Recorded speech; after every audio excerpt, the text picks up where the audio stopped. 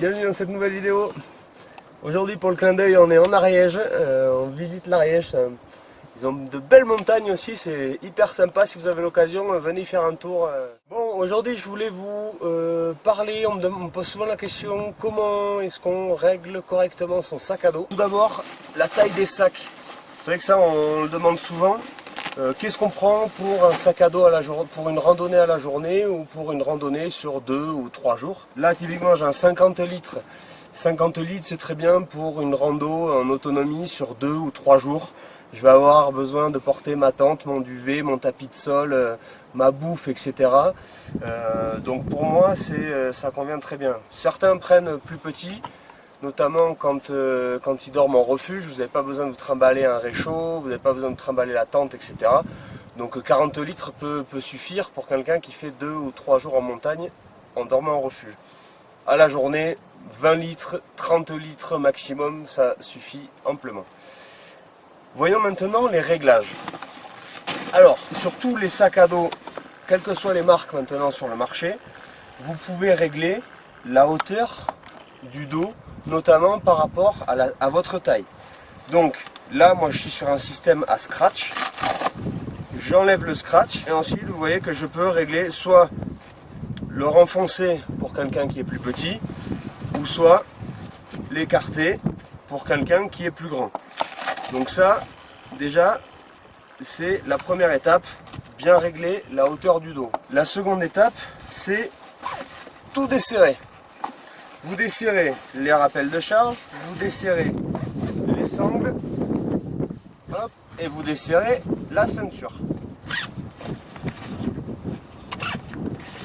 Vous prenez votre sac à dos, on se met debout, on le met sur le dos. Bon, forcément, c'est pas très pratique. La première chose, je vais venir poser la ceinture, la sangle de ceinture, pile sur mes hanches. Il faut que cette sangle repose sur mes hanches. Si cette sangle est bien réglée, c'est ce qui va tenir une grande partie du poids du sac à dos. Et ça évitera que j'ai le poids du sac à dos sur mes épaules. Là, la sangle, vous voyez, elle vient vraiment reposer sur mes hanches. Une fois que j'ai fait ça, hop, je vais venir régler les bretelles. Et vous voyez, en fait, vous allez les régler jusqu'à ce que le sac vienne se coller à votre dos. Néanmoins, j'ai le sac qui est lourd. Donc là, je sens qu'il part vers l'arrière. Un autre réglage très important, ça va être ces petites sangles que l'on oublie souvent. Je prends les deux en même temps de chaque côté et je viens resserrer. Et vous voyez que le sac à dos revient, se rapproche de mes épaules et du coup, ça évite que le poids du sac me tire vers l'arrière. Dernier réglage, alors ça, c'est... Certains le mettent, d'autres non. La sangle de poitrine. Moi voilà, je sais que ça permet de resserrer les sangles et ça évite que les sangles s'écartent et viennent trop tirer sur l'extérieur de mes épaules. Si votre sac est bien réglé, vous devez pouvoir facilement passer le doigt entre la bretelle et votre épaule. Ce qui veut dire que là, je n'ai pas tout le poids du sac qui repose sur mes épaules.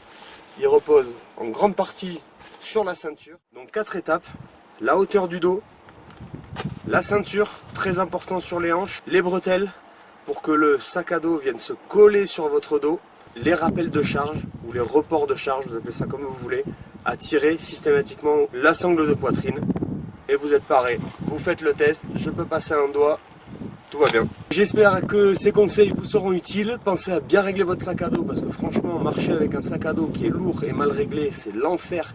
C'est 10 fois plus compliqué. Et puis, ben voilà, j'espère que vous allez passer un bel été, faire de belles randos. N'oubliez pas d'aller faire un petit tour sur la page Facebook et sur le compte Instagram. Voilà, en attendant, je vous dis à 10 chats.